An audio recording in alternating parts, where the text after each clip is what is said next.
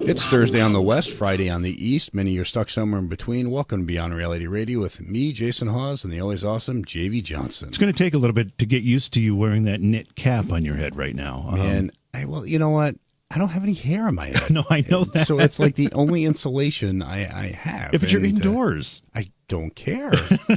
It's funny because even the wife was making fun of me earlier. She's like, why have you been wearing the hat in the house all day long? I said, I don't know. The top of my head is just cold for some reason. She's got a good reason to make fun of you there. I mean, yeah, most of the U.S., I think hell has frozen over. Yeah, it certainly seems to have gotten that bad. I mean, some of these temperatures I'm seeing from around the country, especially in the Midwest, just unbelievable. It's, it's record-setting cold. That's really what it is. And sadly, 9 people so far, according to the news, have lost their lives due to this polar vortex. So again, like we've said prior, just please be careful and pay attention and check on those who definitely could use some assistance.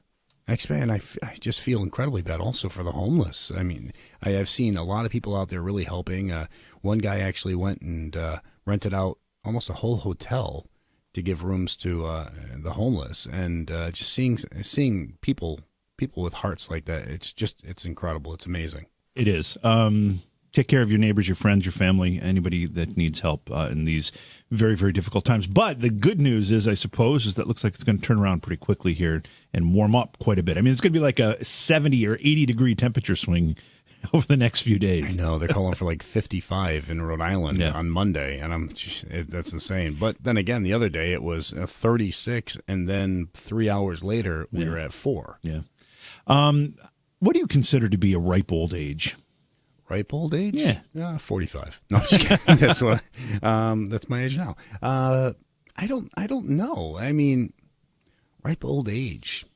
See, I got a grandfather who's 95. Mm-hmm. I got a mother who's 72. Mm-hmm. So it's and they're still trucking right along. So I remember my grandfather used to always tell me he wanted to live to be 100, and then that was enough. I mean, that's pretty significant. He actually didn't make it. But scientists have just decided, I don't know how scientific this is because it's more of a survey than it is any real scientific experiment, but they've decided that they've figured out what the cap of the human life is. In other words, regardless of what medical breakthroughs we have or what type of things you do lifestyle-wise, you're not going to be able to live past the ripe old age of 115 years old. Really? Okay. And but are they figuring in technology and everything else? Because Well, I don't think they're figuring in like downloading your personality to a computer kind of thing. I don't even think I'm talking about that. There's technology where now with 3D printing, I mean, they're printing different body parts, different organs. And of course, as long as you can maintain something to keep the brain alive, then you're still alive. Right. And so, where do we come to a point where they're just, well, all right, replace his kidneys, replace his heart, replace the liver, do this, do that.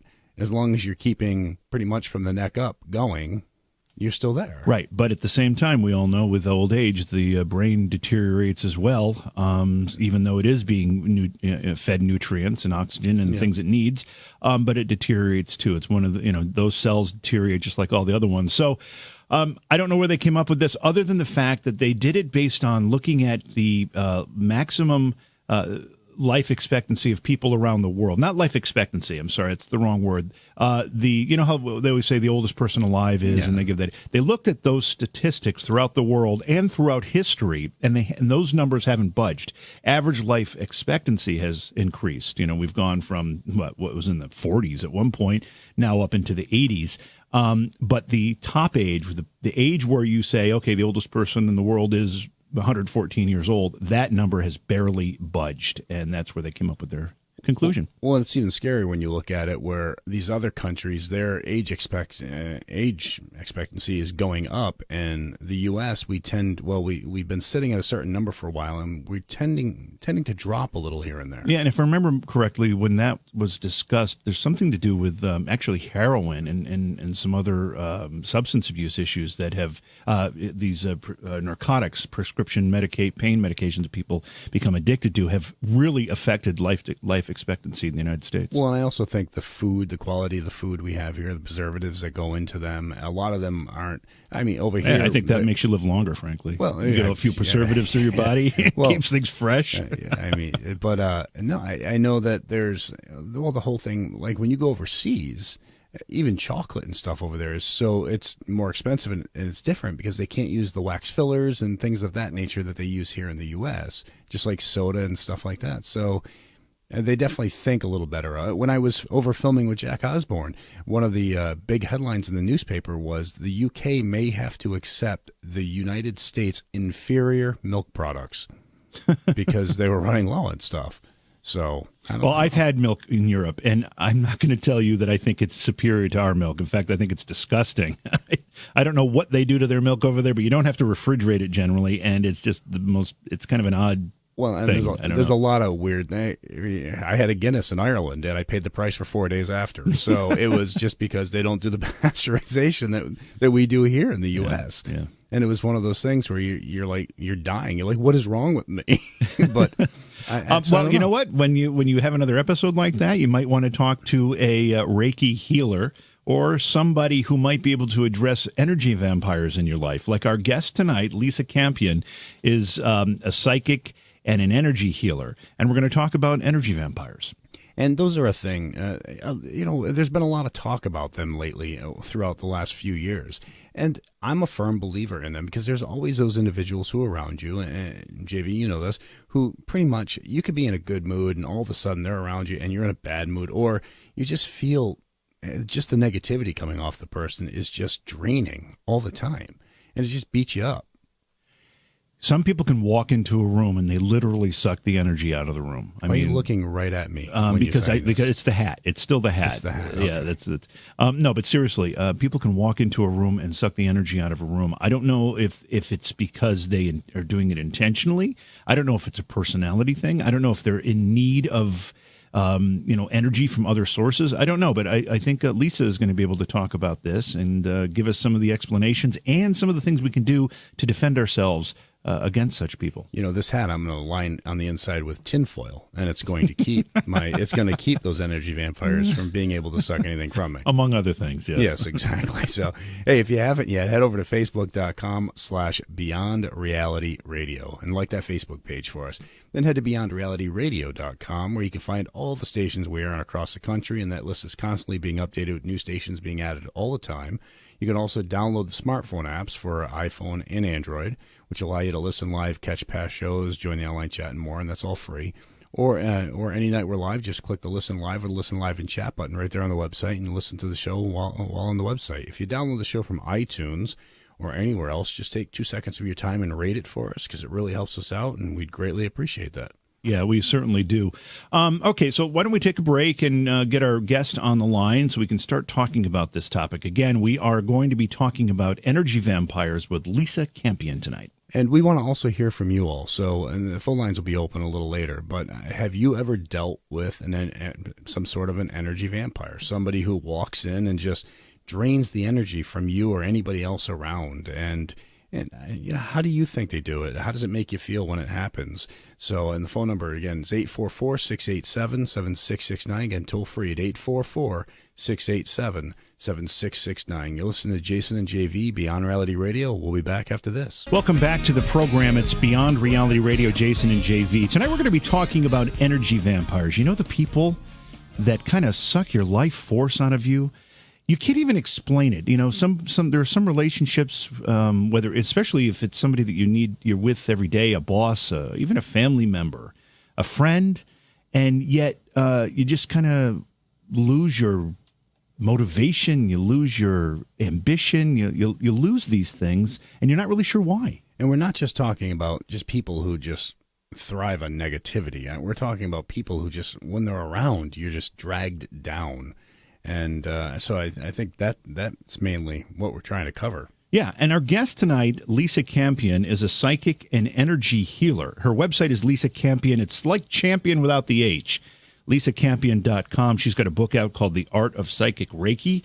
Lisa, welcome to Beyond Reality Radio. It's a pleasure to have you here. Oh, thank you guys so much for having me. I'm so thrilled to be here. Oh, thanks for coming on. So we kind of stumbled our way through a definition here of what an energy vampire is. Why don't you tell us what an energy vampire is?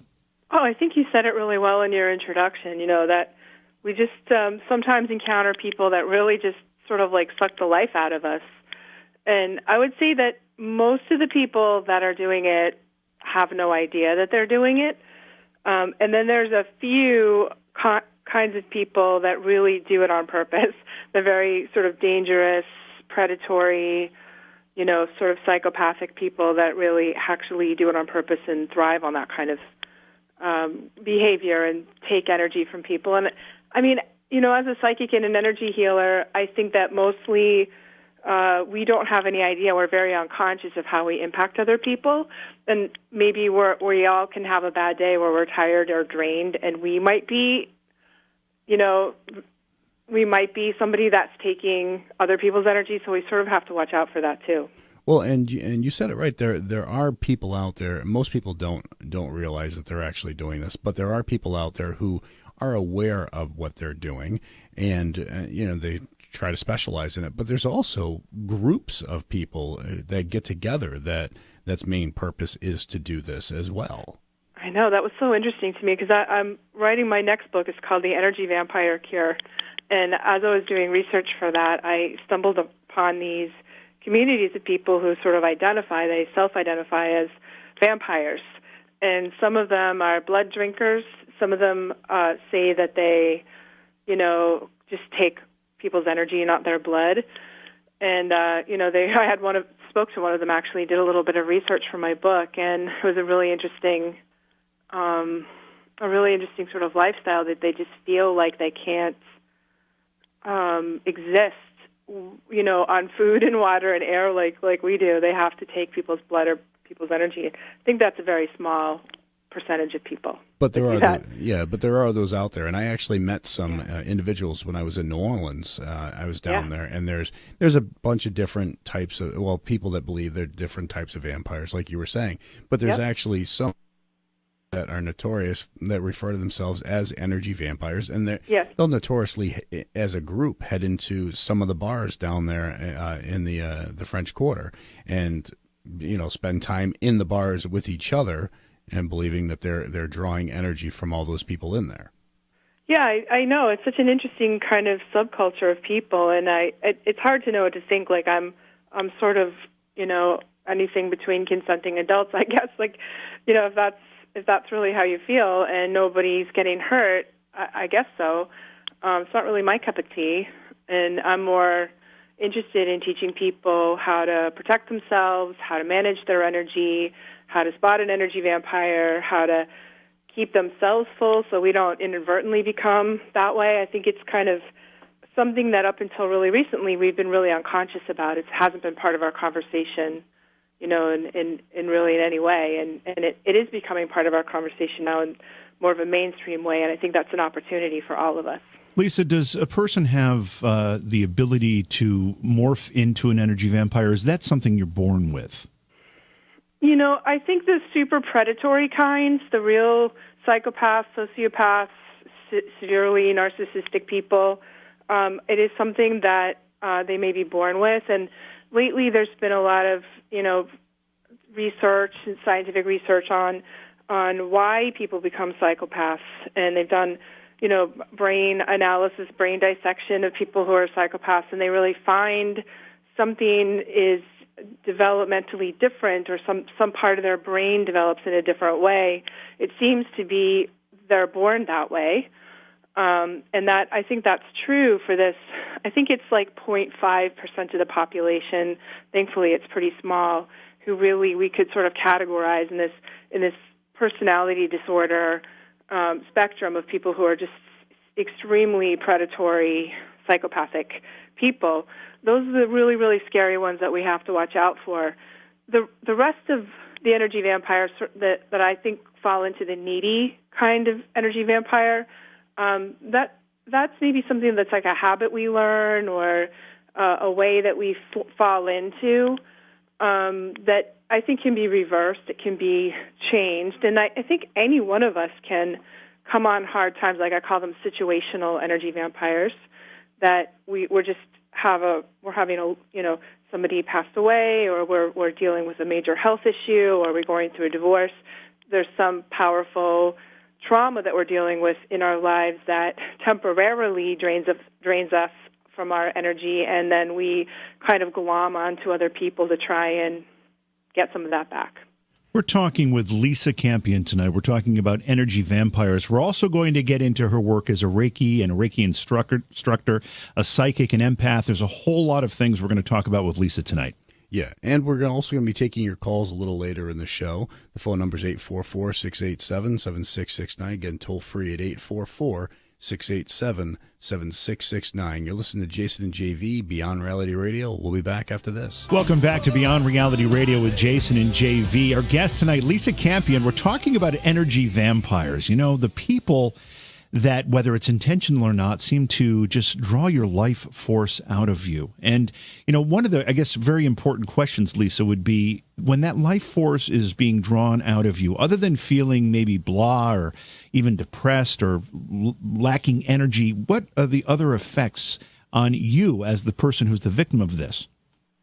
You know, it's so interesting because I'm a psychic and an energy healer, I can sometimes see this happen.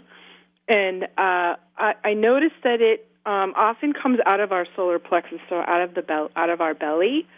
And I see people get stomach aches, have trouble digesting things. People will kind of cross their arms or their hands over their belly when this is happening. And fatigue definitely, sometimes brain fog, depression, anxiety, headaches. Like, I mean, if you spend some time with somebody and they really, feel depressed and, you want to go have a nap, and your belly hurts, that's a pretty good sign that your energy is getting drained. And I think it can be almost dangerous if it's in a very severe case and it's chronic, like a lot of, it's happening for a long period of time. I've seen people get very sick, really have problems with their health, and have a hard time bouncing back if you're with somebody who's constantly doing that to you. Well, and one of the most known side effects of this is definitely the headache issue, and it's you. And most of the times when I've ever heard anybody explaining it, it always seems to be like a pain in the back of the head that's radiating down the neck, and so that's the most common, correct? Yeah, I think so. Headaches and stomach aches seem to be the big, and fatigue. And sometimes depression, like really feeling bad, really feeling weak, exhausted. And I think you're right. It's sort of in the back of the head, like at the base of your skull.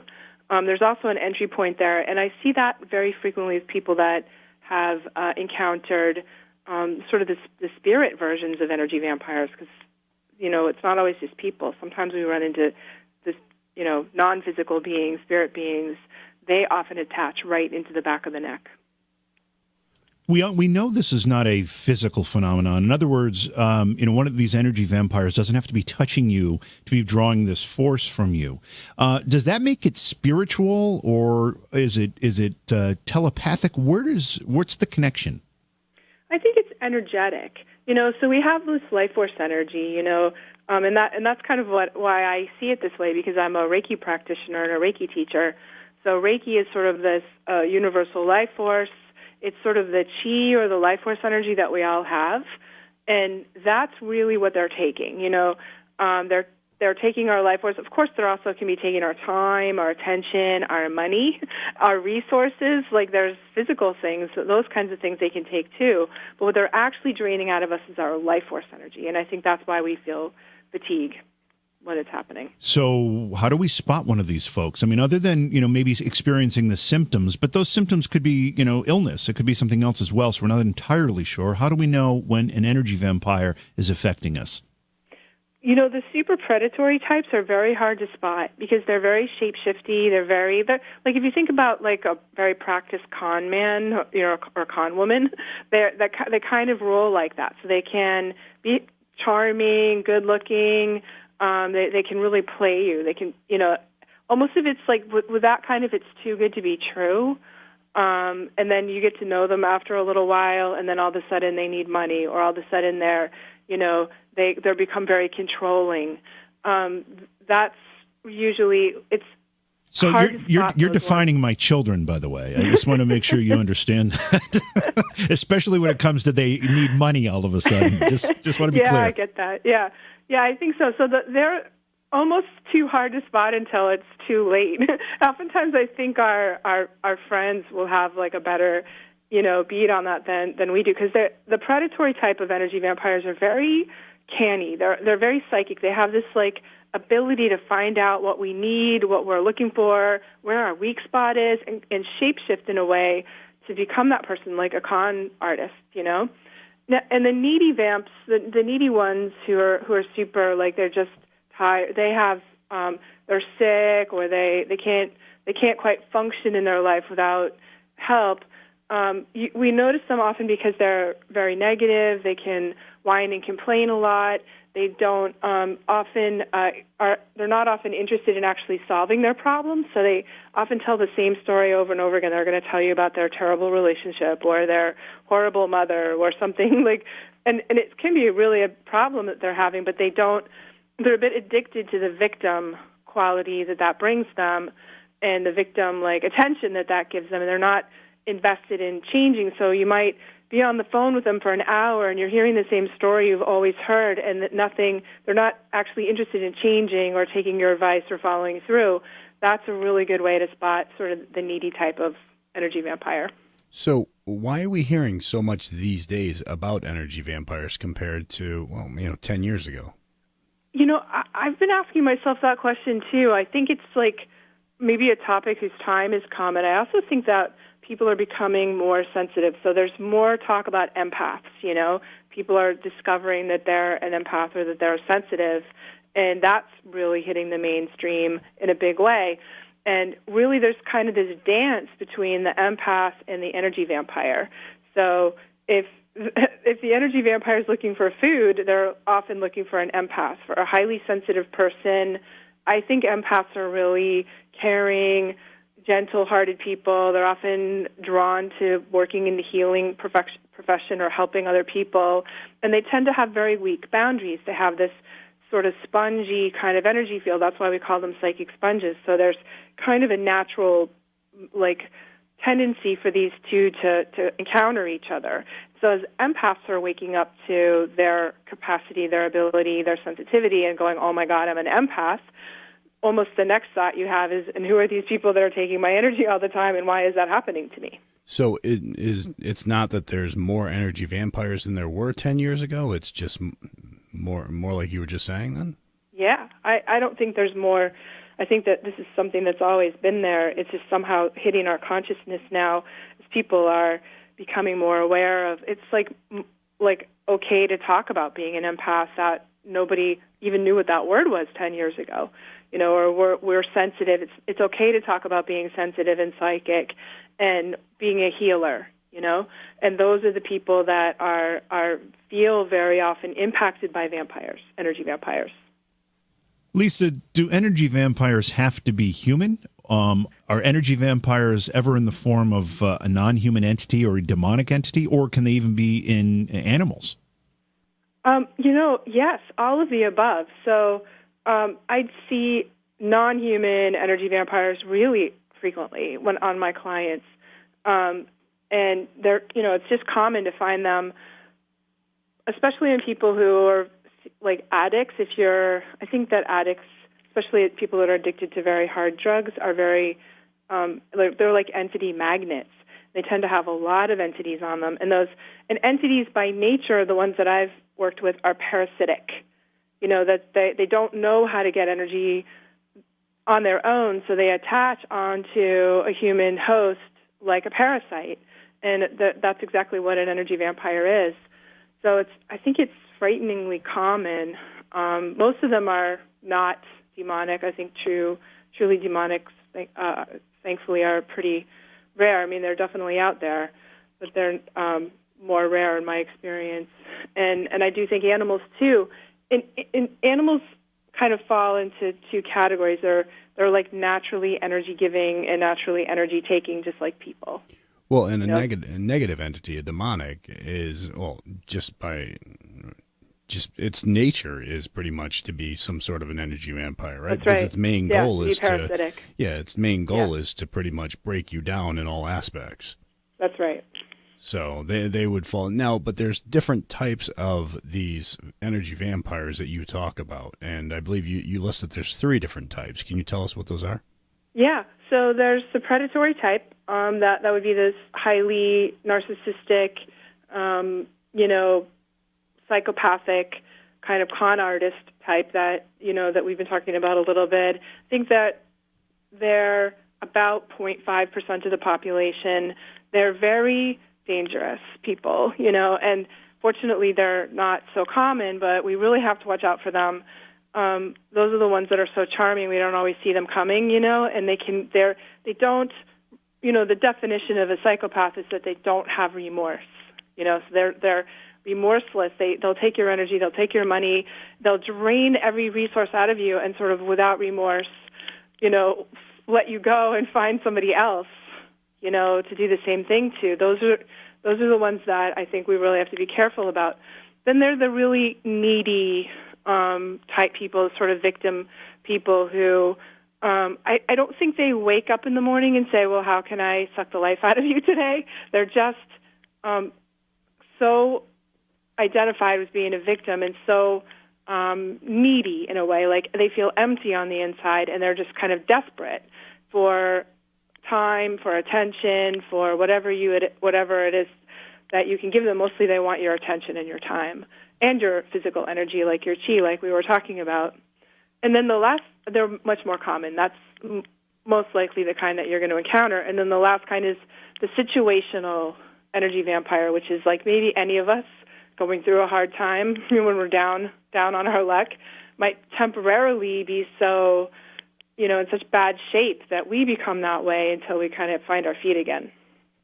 Lisa, is a person who is an energy vampire, or maybe some people that are energy vampires, actually, is that a form of just a cry for help? I think it is. I think it's, for some of them, I would say they don't know better. They don't know better. And as I've been having this discussion and talking about on the radio, I get contacted by people who tell me that, well, I think I'm an energy vampire and I don't really want to be. What do I do? How do I stop it? How do I reform myself? And it makes me happy. It makes me sort of feel hopeful that there are people that are like, oh my gosh, I don't actually want to be that way. How can I improve myself? And my advice to them is really to become more empathic, to think about what they're going to do and say affects other people, to try and find different ways to get their energy needs met other than draining other people. And, there are a bunch of people that really want to get better and reform, which I think is quite hopeful. So here's a weird question. If let's say you're in a relationship and you're in a relationship with somebody who you think may be an energy vampire, but you feel as though you want to give them part of your energy and your life force. Is that a common situation, and is that love? Well, I think we call it codependency, and I don't know if it's certainly a lot of people experience that. Is it the healthiest dynamic? I think everyone, like I said, consenting adults, I feel like fundamentally it's ideally we want love to be more 50-50. Like sometimes you might be needing something and your partner gives to you, and other times it's the other way around. Right, it can ebb and flow, right? It can ebb and flow, and that's sort of the natural way. And over time, if it evens out to 50-50-ish, that's great. That's sort of a healthy relationship, With somebody who's always needy and somebody who's always giving, like you can look up codependent relationships, and that's like textbook. And any therapist will tell you that's not really a healthy dynamic. We're talking with Lisa Campion about energy vampires. We're going to take your phone calls in the next hour of the program at 844-687-7669. All right, we're going to take a quick break. A lot more to come. You listen to Jason and JV, Beyond Reality Radio. We'll be back after this. It's Thursday on the West, Friday on the East. Many of you are stuck somewhere in between. Welcome to Beyond Reality Radio with me, Jason Hawes, and the always awesome JV Johnson. All right, so when you nestle down in the sofa and you're going to watch yourself a movie on Netflix or whatever, what do you like on your popcorn? What do I like? I like that cheddar that cheddar cheese stuff you put on it. Actually, that sounds really good. Yeah.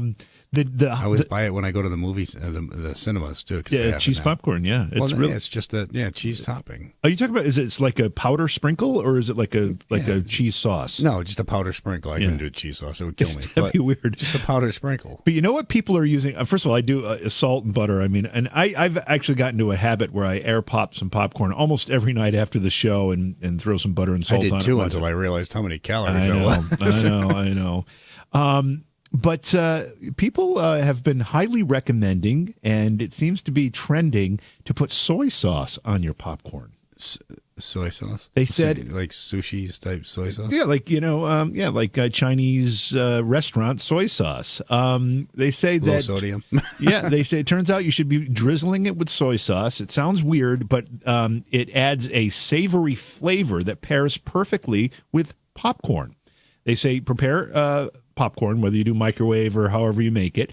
You can also put a little wasabi in. I wouldn't do that, but they say garlic salt's good. I always bet my kids with wasabi too. Every time we go out for sushi, I make a bowl, and I'm like, if you can eat this, here's $5. No thanks. Brown sugar is another possibility, or Parmesan cheese, and then brown sugar. And pour that over your popcorn. And then, a little soy sauce. And supposedly, it's a very tasty treat. I can't imagine the sodium intake. Yeah, you always ruin it. Calories, sodium. I mean, man, it's, I don't know. I just had my night planned out, and you just ruined it for me. If your night was a night full of soy sauce, I mean, you might want to see a doctor. Well, it sounded good until you took us down that path. Just don't think of the calories and the sodium that you brought up. Yeah. Who needs arteries? Yeah, a good point. Our guest tonight is Lisa Campion. Before we bring her back into the show here, a couple things coming up that you should know about. Monday night, tomorrow night, of course, will be a best of program. Monday night, Tim Schwartz will be with us. He's an author. And we'll be talking about ghosts, poltergeists, elementals, Geff, the talking mongoose, who has apparently still so lost with that. Yeah, baffled researchers for years, and much more. That'll be Monday night's program. And then Tuesday, we'll be talking to John Potash, author and documentarian.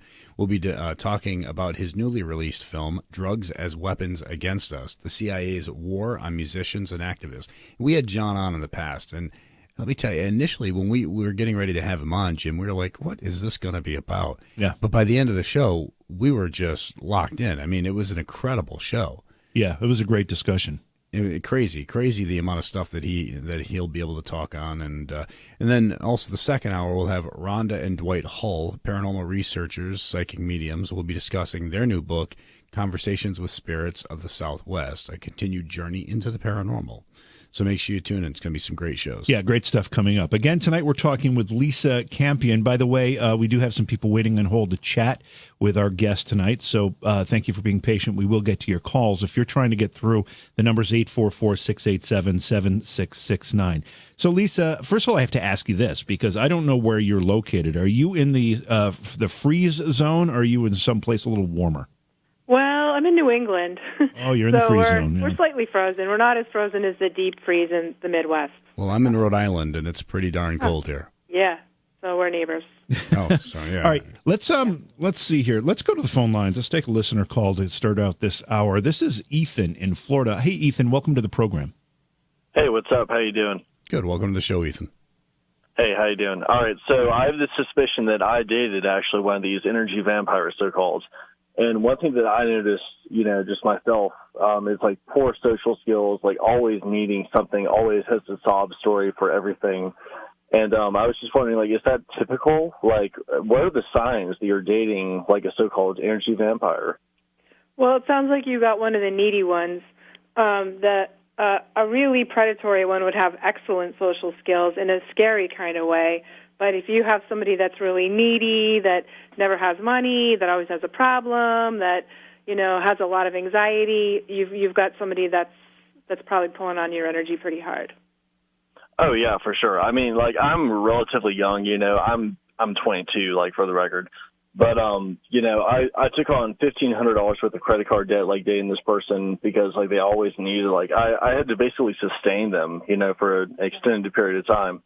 But I don't know. There was, kind of like you were saying, like they have excellent social skills, like to a point, I guess. And then after that, after they reach like their limit, I guess it's like, I don't know, they just kind of hit a wall, and it's like it just becomes awkward, I guess. Like, is that typical? Yeah, that's really typical, and especially because they don't really often have a lot of empathy. So this might be a person that isn't going to tune into how you feel about things. Like they're just going to like kind of use you up, and not really consider how their behavior is making you feel. Well, now let me ask you this. Were you dealing with any of the so-called side effects, headaches, or anything when you were dealing with this person? Yeah, definitely. I actually thought I had black mold poisoning. I went to my doctor, actually, for, like, chronic migraines, things like that. But I was definitely having a lot of that. Well, when you say chronic migraine, but were they the ones located in the lower back part of the head, or were they everywhere, or what? No, yeah, for sure. It was the back of the head. It was, it was radiating, like, throughout the body, things like that. Okay. Oh, geez. Well, thanks for the call. Yeah, Ethan, how long did you stay in that relationship, or are you still in it? Well, it was very on and off for about, I would say 8 months. But I met this person. They were very charismatic. They were very sensual, I guess you could say. But, other than that, there was, I don't know, I was just noticing a lot of the signs that was being described tonight.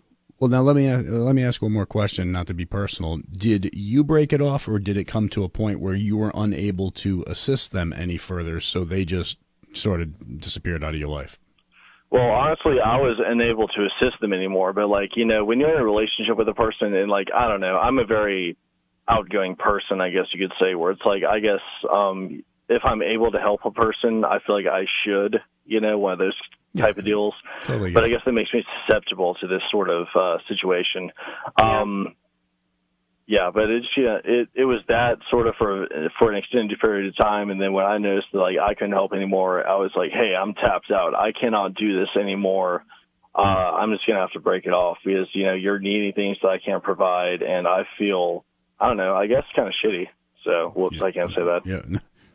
Wow. Well, it sounds like you're a really like kind, sensitive person. That's the type they usually go for. So I commend your sensitivity, but it's good that you got out when you did, and it'd be good for you to do some things to recover your energy. And that's one of those things where they always say, the good people get taken advantage of, the people that's who are willing right. to give it, and you always got to be careful. But thanks for the call. I appreciate it. Yeah, thank you.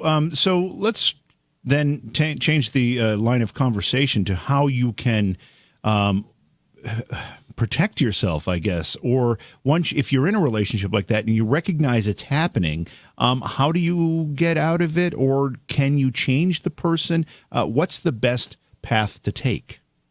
That's a great question. Thanks for asking it. And the really predatory types, often you can't change them and you just need to get away. And you can tell when they're not interested in getting help, or you might be like, hey, this isn't working out. Do you want to maybe do couples therapy? And they're like, no, you're the problem. If somebody's telling you, you're the problem and there's nothing wrong with them, that's a good sign that you're dealing with a predatory type person. You just need to really get away from them. The needy types require boundary setting, and sometimes we can't get away from people. Like maybe it's your boss or your spouse or a relative or somebody you really can't get away with you can't get away from. And so then we need to set boundaries, and that's just figuring out how to say no. Like where can you do what you can do, and when do you have to draw a line and say, I can't do that, that's a no for me. So again, protecting yourself. I guess maybe, this is a good case where an ounce of prevention is worth a pound of cure. Should we be looking for these people before we get involved with them? If you can. Honestly, I think your friends are really good. I notice people's friends will tell you, like, if your friends are saying that person's trouble, we don't really like them, that's not a good idea, they often have a better radar for it than you do if you're in the middle of it. So that, like, watch what your friends are saying about somebody. And I think look into their past a little bit. Do they have, like, a string of, like, bodies behind them of people they've used up and thrown away? That's a big red flag. Do they not have a lot of close personal relationships? So knowing somebody's history can sometimes tip you off on that. And I wish it was such a case where we could sort of, like, throw garlic and holy water at them and make them go away like a vampire. like a movie vampire, but really we can't. We have to. There are people. We have to deal with them as people, and that means sometimes just figuring out where our boundary is and how we say no.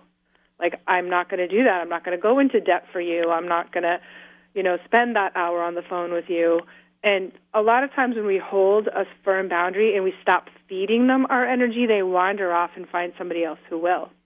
Yeah, but it's also tough because a situation where if you're truly in love with the person and you're willing to do whatever you can to help that person out. Yeah. So yeah, it's just one of those things. Or sometimes it's tough because it's somebody you can't get away from. It's like your parent or, like a relative or somebody. And that's when it requires, like, how much am I going to, really thinking, how much am I going to give into this relationship and where do I need to say no?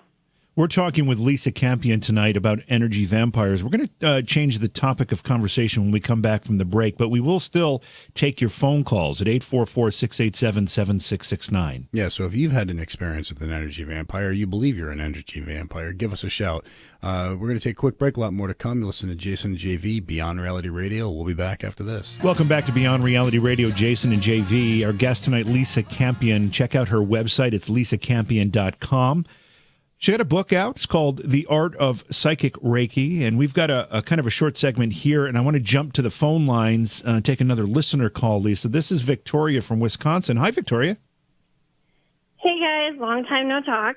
Hey, are you surviving up there with the temperatures?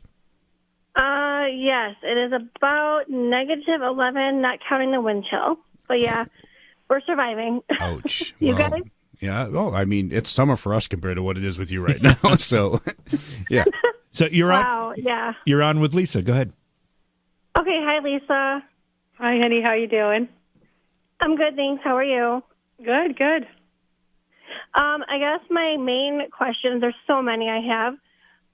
Just knowing, what you're talking about a lot, being an empath myself and being very intuitive. I guess my main question for you would be, how do you deal with the after effects of being drained from all these energies, specifically the negative ones? Thank you so much for asking that. I think we all, especially as sensitive people, have to develop like a daily sort of self-care routine where we learn how to fill our energy back up. So I would say, think about what puts gas back in your tank. Maybe it's being out in nature. That's something that's really good for us sensitives, or being alone. Maybe you need a nap.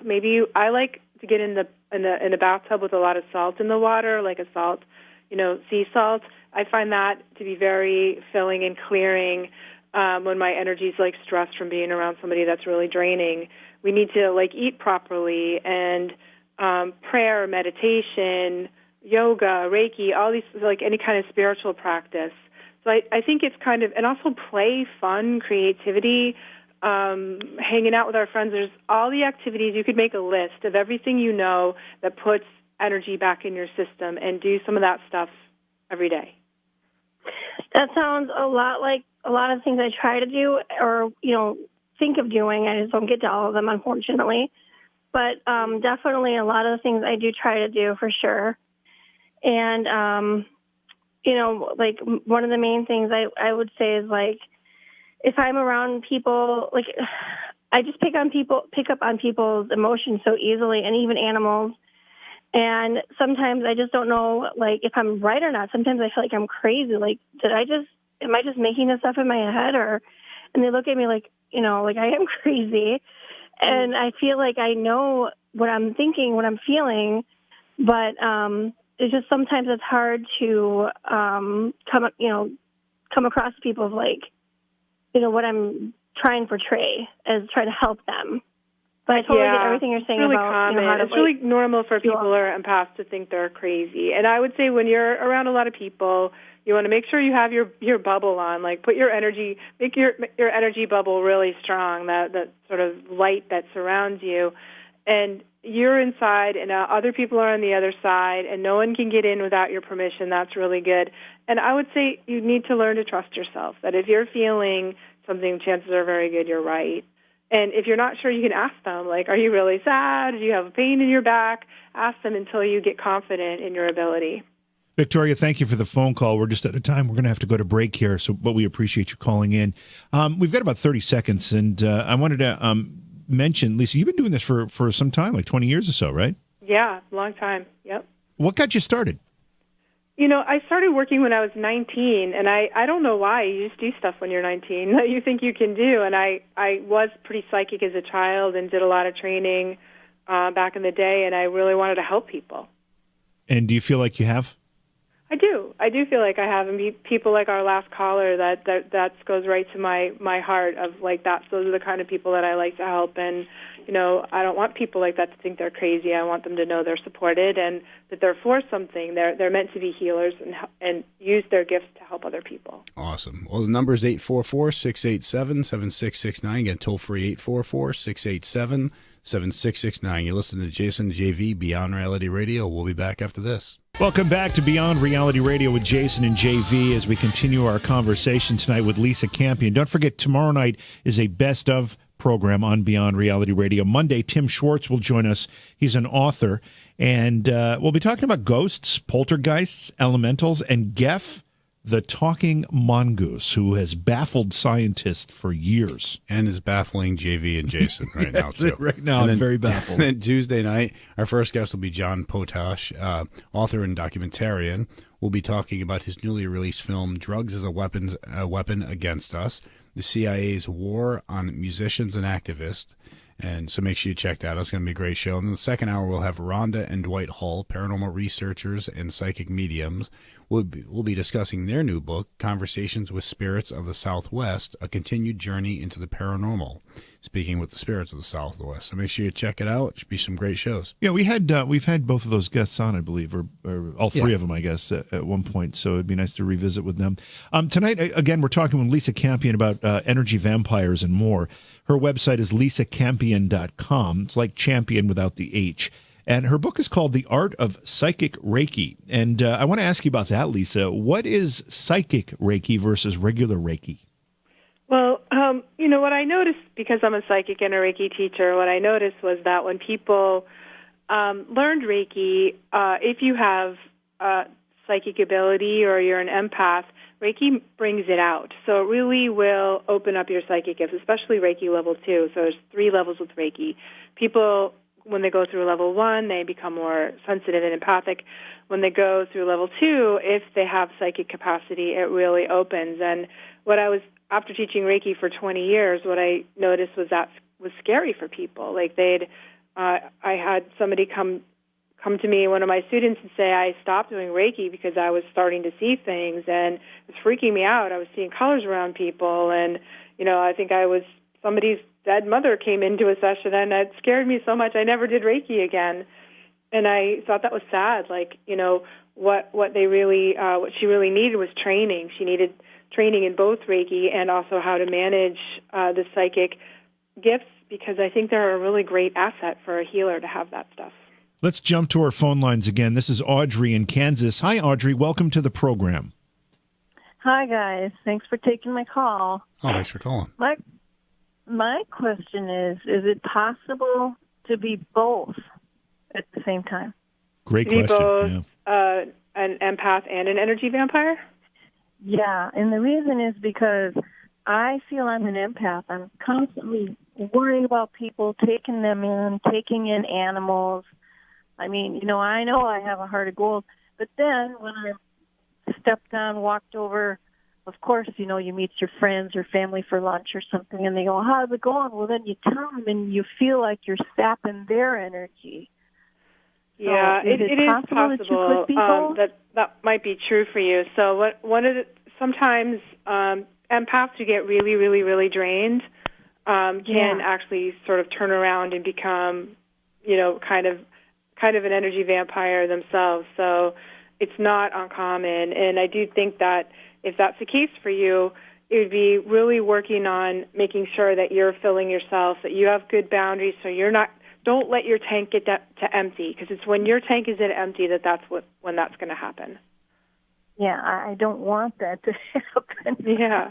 So you have to kind of really make a decision and decide you're going to do some prayer, some meditation, some yoga.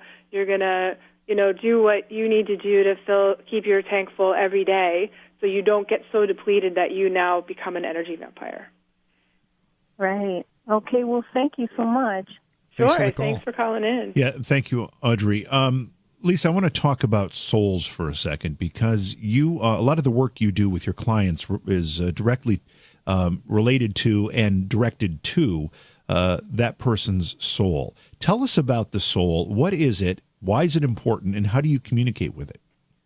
Sure. So I love to do soul work. And what I mean by soul is like the part of us that never changes. The part of, like, if your grandmother walked in the room and she said, "You haven't changed since you were 2 years old," it's like that core essence part of us. And I mean, if you believe in past lives, it's like the part of us that stays the same, that is on this journey through our cycle of incarnation and all the lives that we have here on planet Earth, growing and evolving. And to me, that's the most interesting part of somebody, and that everybody's soul sort of has a story. It has a journey. It has a narrative. And when I do work with people, I'm looking at what is the story of you? Where have you been? What are your past lives? What are you doing now? What's awesome about you? Where are you challenged? What problems do you have? What are your contracts with the other people in your life, which is totally a soul issue?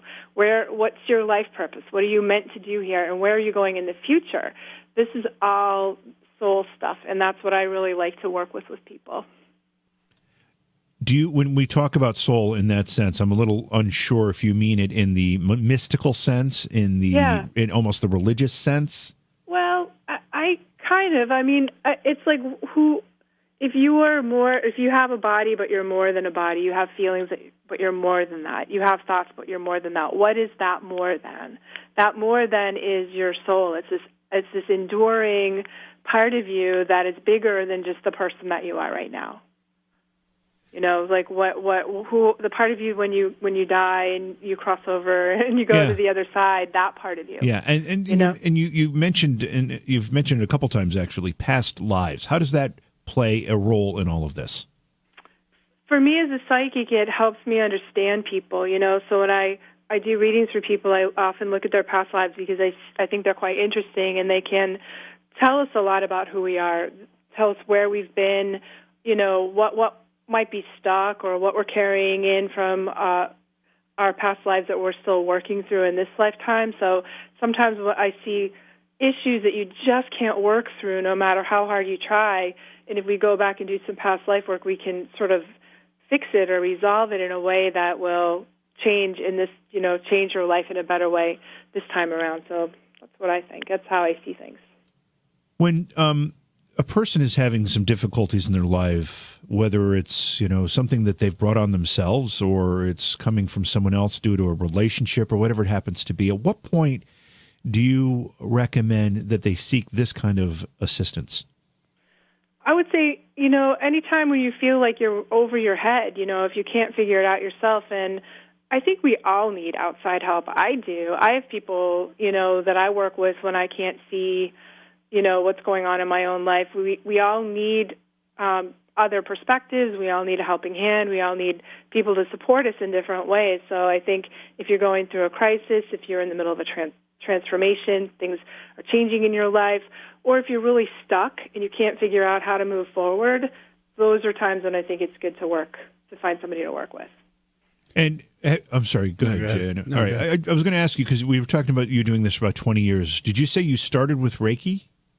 I started working as a psychic when I was 19. As a psychic, okay. And then, I was so young, and I decided that I really wanted to help people in a deeper way. Like, I would do readings for people, and they would cry, and I'd be like, oh, my God, now what do I do? So I wanted to help more, so I learned counseling and psychology and really, started combining psychic work with counseling.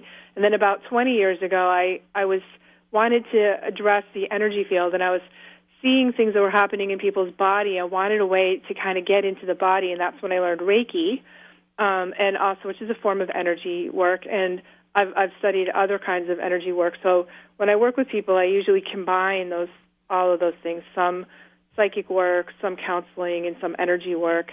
And it's pretty deep. It kind of will get to the root of what's going on with you and really create change or really shift things in your life in a pretty powerful way.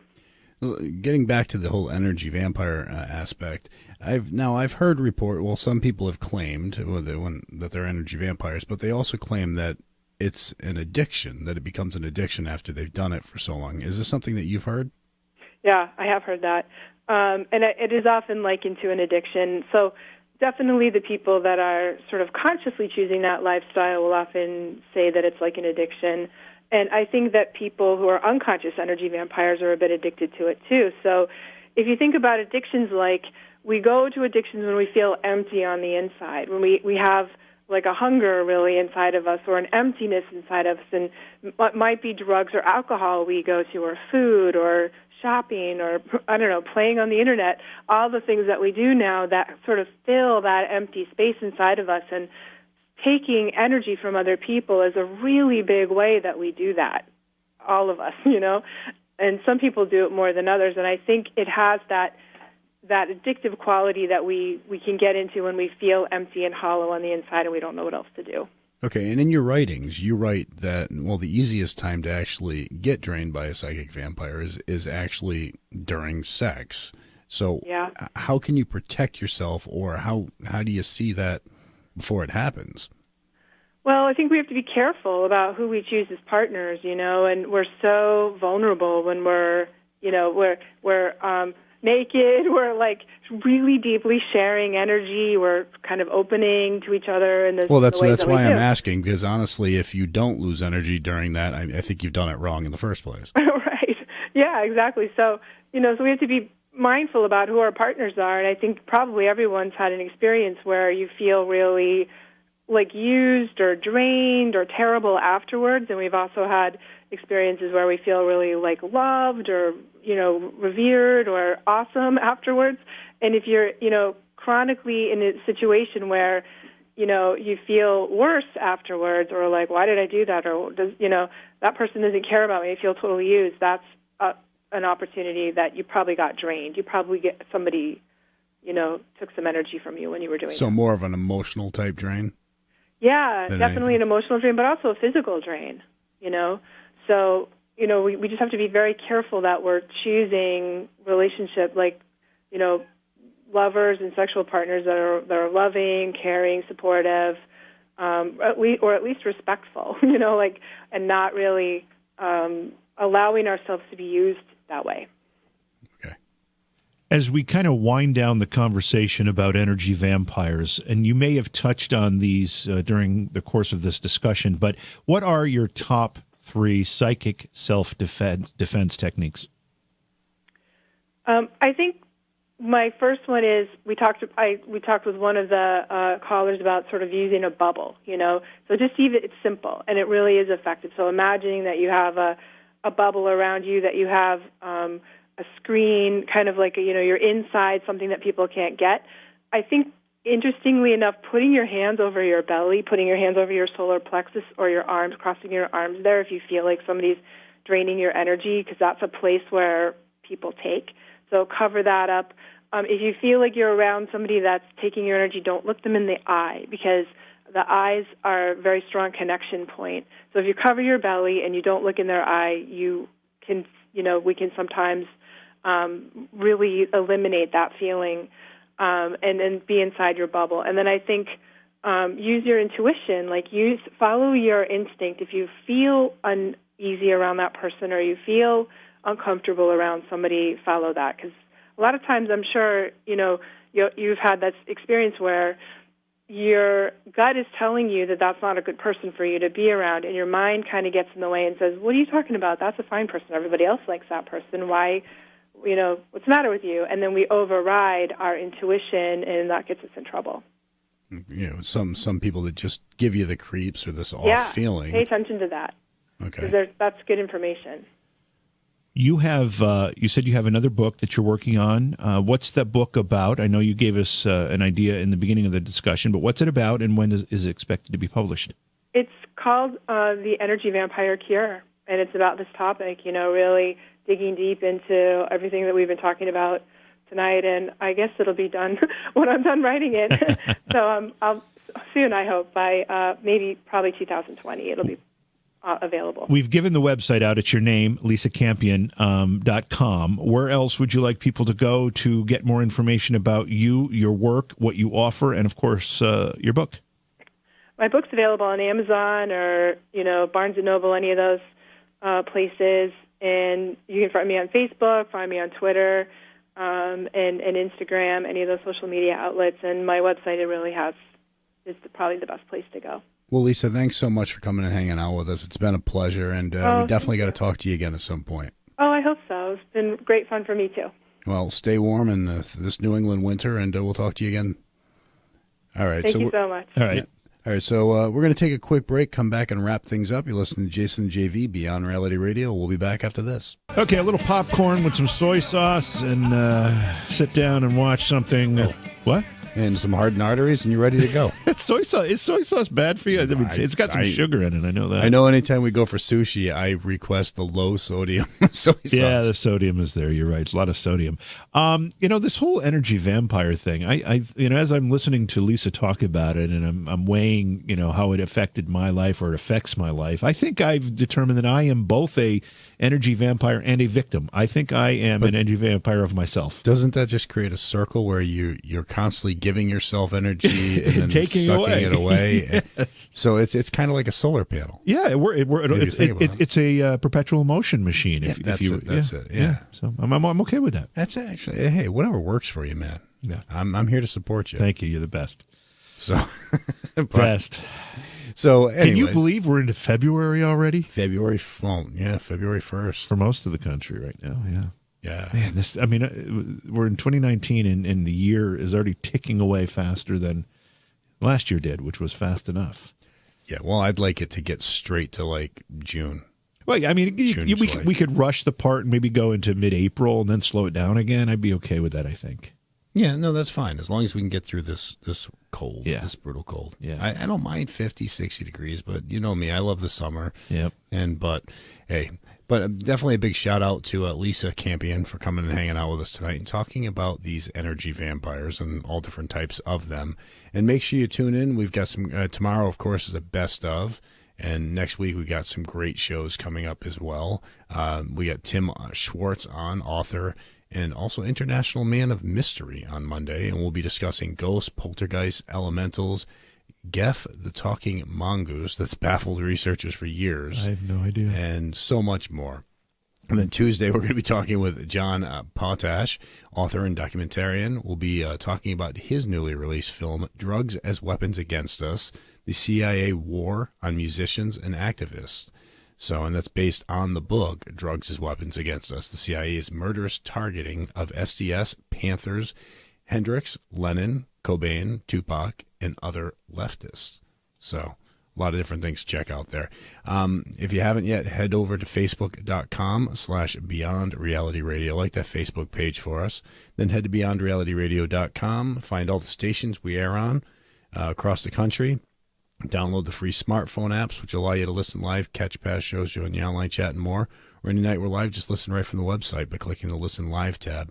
And if you download the show from iTunes, well, make sure you subscribe to it. It makes it easy. But when you do that, take 2 seconds to just rate it for us. It helps push it forward, makes it easier to find, and that's what it's all about. That's going to do it for us. You're listening to Jason and JV, Beyond Reality Radio. We'll catch you all soon. Beyond Reality Radio is hosted by Jason Hawes and JV Johnson and produced by Alexandria Johnson and Slick Eddie Edwards for Entercom Radio. Beyond Reality Radio is distributed by Westwood One Radio Networks. Stop by our Facebook page and say hello. Follow the hosts on Facebook as well. For Jason Hawes, follow @JasonHawes.taps. For JV Johnson, follow @JVJ Paranormal. If you'd like to be a guest on Beyond Reality Radio or you have a suggestion for a guest, contact Slick Eddie Edwards at slickeddieedwards@gmail.com. Be sure to visit our chat room as well at beyondrealityradio.com. Thanks for listening.